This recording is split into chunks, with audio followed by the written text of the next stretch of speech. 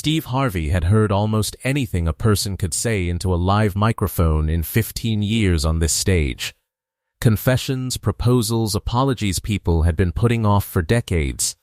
Nothing across all 15 of those years got him ready for 4 words a father leaned in and whispered during a commercial break. "I'm playing for my daughter's transplant." For the first time anyone backstage could remember, Steve Harvey had absolutely nothing to say back. The Foster family had booked this taping like any other family, through the regular casting line, no special segment, no advance notice to producers about anything unusual going on at home. Caleb Foster stood at the podium with his wife Monique, his 9-year-old daughter Nadia, and his 6-year-old son Eli, all 4 of them in matching maroon shirts Monique had ordered online 2 weeks earlier. Monique had picked the color herself, Nadia's favorite, chosen quietly, a small private gift nobody in the family mentioned out loud. To every camera in the building, they looked like exactly what they were supposed to look like. A nice family, having a nice day. Steve worked the line the way he always does, cracking a joke about Eli's height, complimenting Nadia's shirt, asking Caleb what he did for a living. "HVAC technician," Caleb said, smiling the practiced smile of a man who'd been smiling through something heavy for over a year now. "Keep people's houses cool. Try to keep my own house standing too." Steve laughed at the line, the way audiences laugh at lines that sound like jokes but are quietly carrying something else underneath.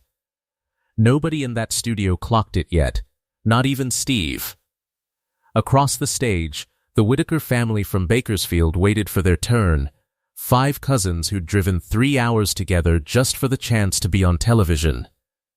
Loud and easy and entirely unaware of what was quietly unfolding a few feet away.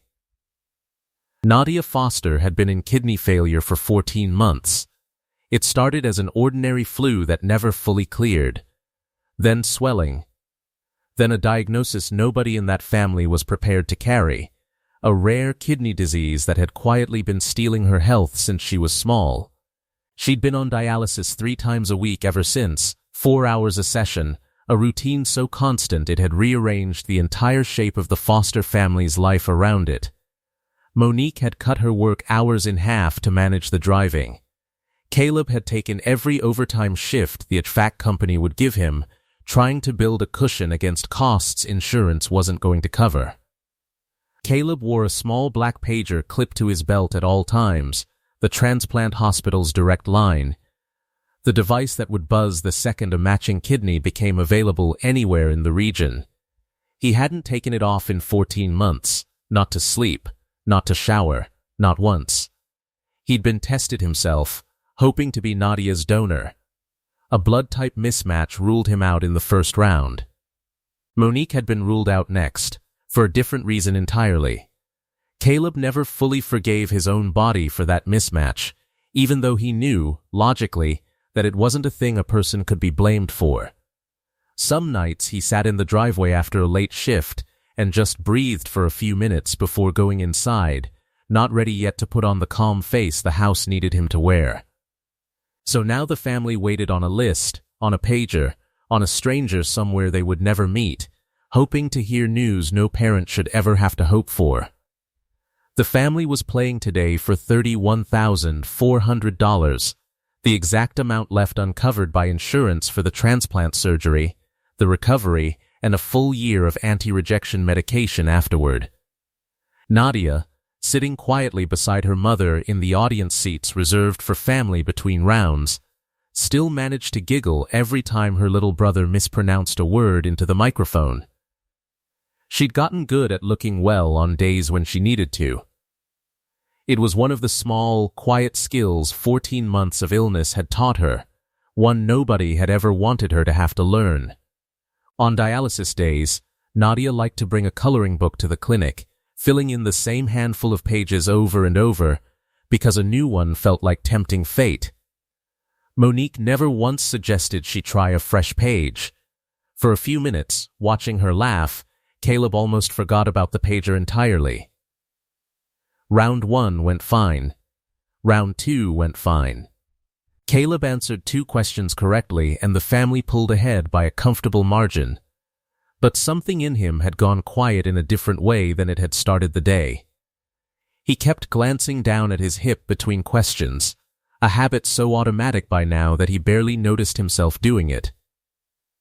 During a break between rounds, while crew reset the board, Steve wandered over the way he often does, just to check in with families off camera. "You good?" Steve asked, low, just between the two of them. "You've got a look on your face I've seen before." Caleb hesitated. He'd told almost nobody outside his immediate family the full truth of the last 14 months. Something about the quiet moment, the low voice, the total lack of cameras pointed directly at his face, made the words come loose before he'd fully decided to say them. "I'm playing for my daughter's transplant," he said, barely above a whisper. "She's been on the list 11 weeks. I've got a pager on my hip that could go off any second and change everything." He hadn't meant for anyone but Steve to hear it. A boom mic overhead, still live from the last segment, caught every word and sent it straight to the control booth. Caleb didn't know that yet.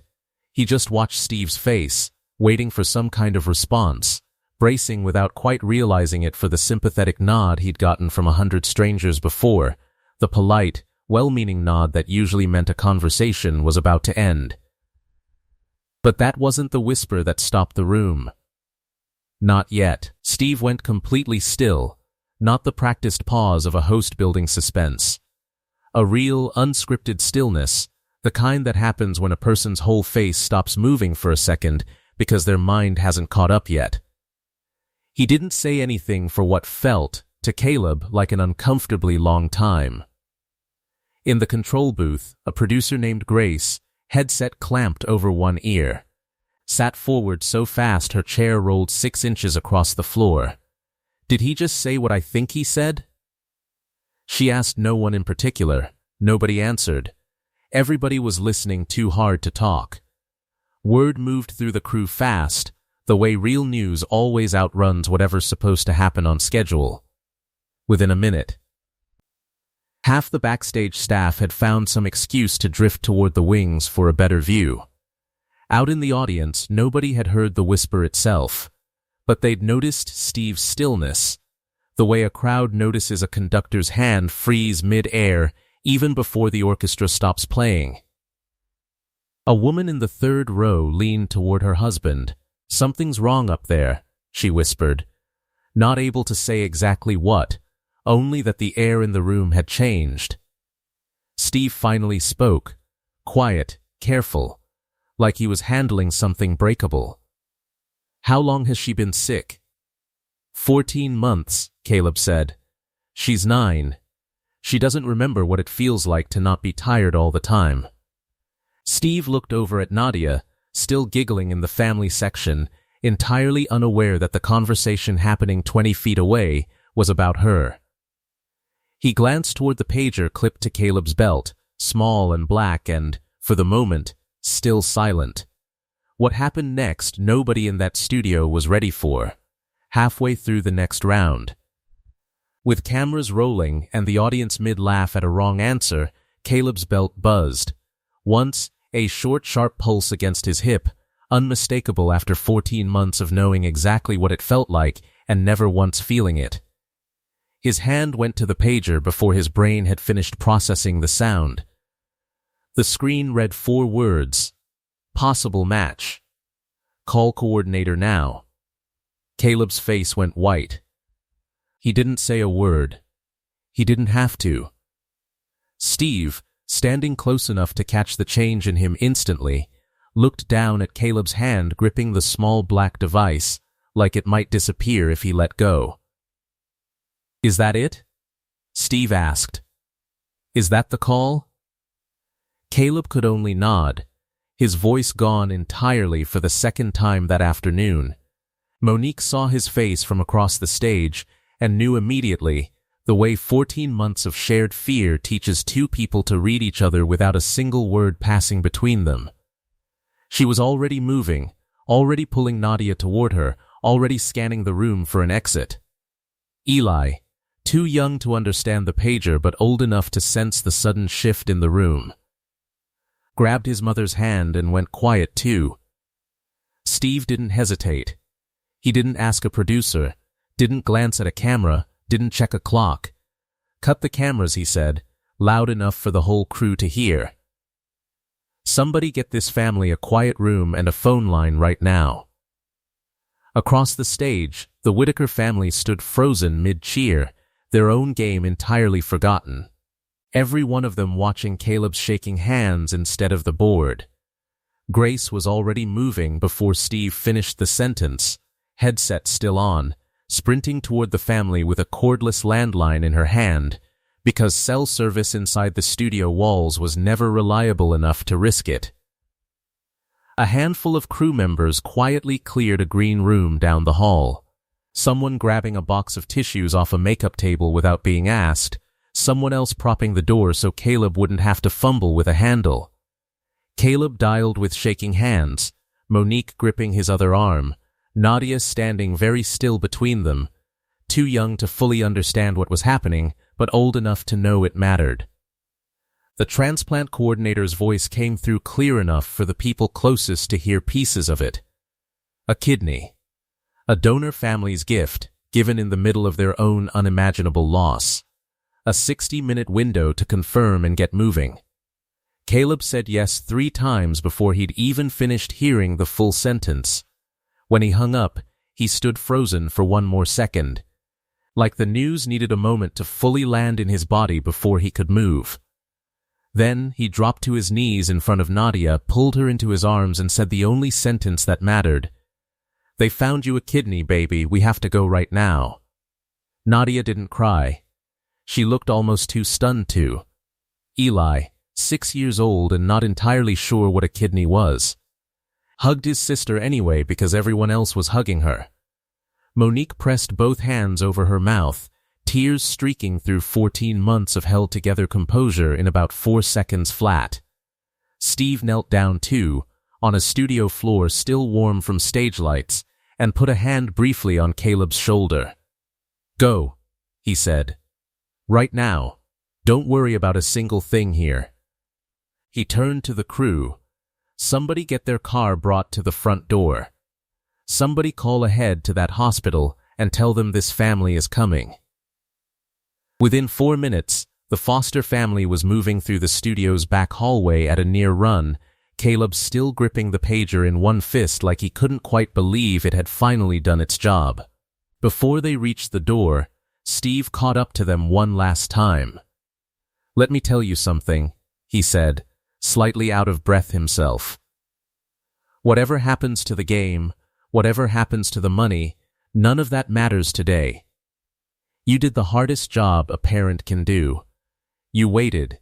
You kept showing up for her, every single day, for 14 months. And you never once stopped believing this call was coming." He looked at Nadia. "You're about to get your whole life back, baby girl. Go get it." The Whitaker cousins, strangers an hour earlier, lined the hallway on the way out and clapped the family through like they were sending off their own relatives. The Foster family's game was never finished on camera that day, and nobody in that building cared even a little. Nadia's transplant surgery happened that same evening, 5 hours after the pager buzzed on a studio floor in Tucson. The surgery went well. The new kidney started working within hours, faster than her doctors had dared to hope for out loud. The donor's family, notified later that their loved one's gift had gone to a 9-year-old girl, sent a single handwritten card through the transplant coordinator. Caleb keeps it in the same drawer as the pager now. Monique still tears up reading it, even months later. It said, in part, that they hoped Nadia would grow up to do something that made the world a little softer around the edges. Caleb thinks she already has. 3 months later, the show flew the entire Foster family back to finish the game they'd walked away from. Nadia standing at the podium herself this time, color back in her face, energy back in her voice, buzzing in on a question about things people keep in a junk drawer and getting it exactly right. The family cleared the $31,400 they'd originally been playing for, though Caleb says now that the number stopped meaning much to him somewhere around the moment his daughter said her first sentence with a working kidney. He still carries that pager, dead battery and all, in his glove compartment. Some things you keep, he says, even after they've done their job. If today's story reminded you what it looks like when someone refuses to stop hoping, you already know what to do with that feeling. Stay close. Somewhere on this stage, there's always one more family whose whole world is about to change,